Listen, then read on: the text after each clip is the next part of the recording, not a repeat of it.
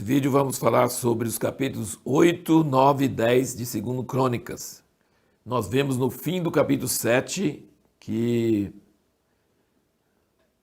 quando Deus respondeu a Salomão sobre a sua oração, ele prometeu responder, ele prometeu atender os pedidos de Salomão e ficar com os olhos abertos, e que o nome dele ia estar naquela casa para sempre, e que o reino de Davi seria, dos filhos de Davi seria para sempre também, se houvesse obediência. Mas se desviarem, ele fala que ia arrancar-vos da minha terra que vos dei, ia vos arrancar, e essa casa vou destruir, vai virar um espanto para todos que passarem, e todo mundo vai perguntar por que essa casa ficou assim, porque deixaram o Senhor Deus de seus pais. Então, infelizmente, essa última parte da resposta de Deus para Salomão foi exatamente o que aconteceu no fim da história. Então, assim, Deus falou, se vocês seguirem, eu vou responder sua oração e vai ser atendido. Mas se não, então vai ser destruída essa casa e vai ser acabado tudo, e vai ser uma vergonha e vai ser um opróbrio. Mas aqui, então, no capítulo 8, nós vemos que Salomão fez tudo o que Davi ordenou. Ele não só fez na construção da casa, mas ele fez na ordem dos sacerdotes, dos levitas. E diz aqui que Davi era homem de Deus, que ordenou não só a planta da casa, mas também as tarefas dos sacerdotes, que cada um ia fazer. Toda a nova ordem, porque não tinha mais tabernáculo, não ia carregar mais. Então, Davi instituiu uma coisa totalmente diferente, totalmente nova. E Salomão obedeceu direitinho tudo que Davi mandou. E aqui nós vemos que foi a primeira vez que o altar de sacrifício de Moisés foi unido com os cânticos dos músicos de Davi.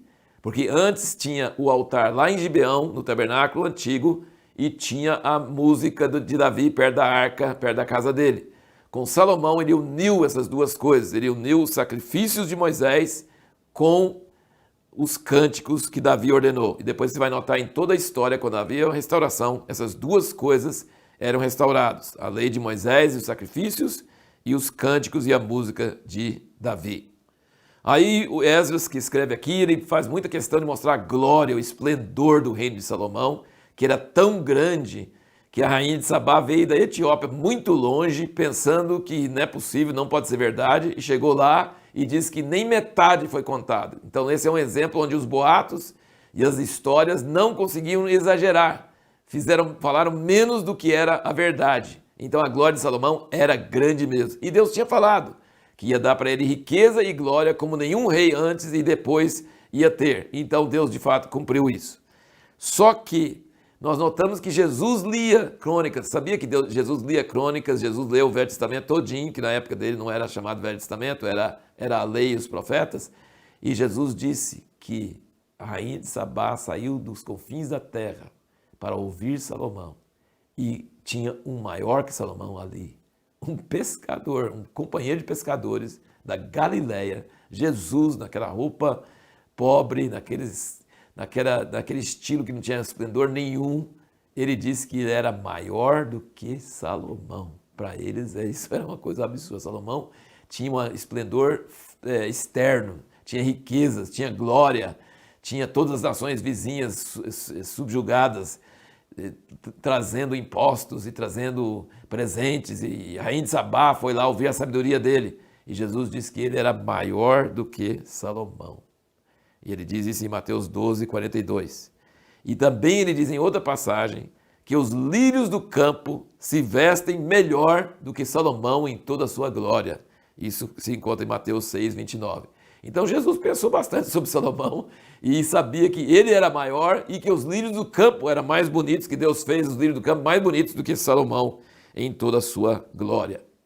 Uma coisa interessante de notar em Crônicas, porque está repetindo a história que nós já lemos, só que está dando muitos outros detalhes que nós não sabíamos e trazendo um ponto de vista, do ponto de vista dos sacerdotes, um ponto de vista totalmente inovador, diferente, é uma redação diferente. Apresenta a mesma cena, mas de um ângulo diferente. Só que, então, não repete os pecados, nem de Davi e nem de Salomão. O pecado de Davi com Batseba ele não repete, e o pecado de Salomão de idolatria, depois ele não fala, ele só fala O resto está nas profecias de Aías o Silonita. E Aías o Silonita foi quem falou que Jeroboão ia ser rei no lugar dele, que Deus ia tirar os tribos dele por causa do pecado dele. Mas veja bem, isso aqui transmite um princípio. Presta bem atenção que isso é importante. A maneira que as pessoas escreveram a Bíblia, inspiradas pelo Espírito Santo, nos mostra como nós devemos agir em relação a problemas em nossos dias atuais. A Bíblia não esconde pecados de homens de Deus. Não esconde.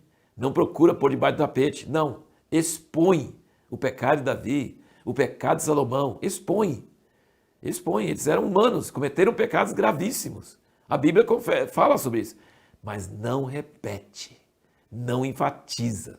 É preciso ter transparência, é preciso ter confissão, mas não devemos ficar repassando, enfatizando, repetindo. O pecado precisa ser confessado e depois nunca mais comenta a respeito. Então isso é o ponto de vista da Bíblia sobre isso. E a resposta à pergunta que nós fizemos no último vídeo, por que às vezes, isso não é toda vez, né? Mas muitas vezes, pecados horríveis de líderes mundiais, líderes de governo, são permitidos acontecer por Deus. Deus permite acontecer.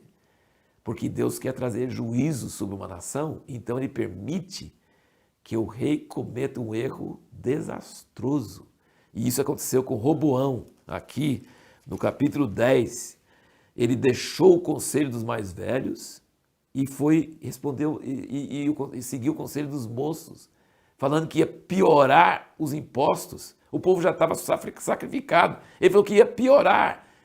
E aí, aqui diz, no versículo do capítulo 10, no versículo 15, o rei, pois, não deu ouvidos ao povo, porque essa mudança vinha de Deus, para que o Senhor confirmasse a sua palavra, a qual falara por intermédio de Aías o Silonita, a Jeroboão, filho de Nebate.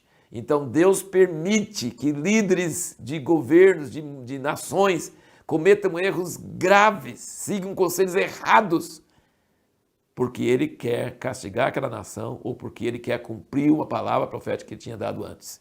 Roboão não agiu com inteligência, não agiu, ele ficou cego pela arrogância jovem e cometeu um erro gravíssimo e perdeu todas as tribos para Jeroboão. Mas isso aqui diz que foi porque Deus permitiu que isso acontecesse. Igual Deus endureceu o coração de Faraó para ir atrás do povo de Israel, já tinha 10 pragas e ele foi entrar com o exército atrás deles no meio do mar e morreu todo mundo. Então assim, cometem decisões, fazem decisões horríveis, terríveis, porque Deus permite. E a pergunta que nós vamos procurar responder no próximo vídeo é: qual o segredo para vencer forças inimigas superiores, às vezes vastamente superiores, muito superiores?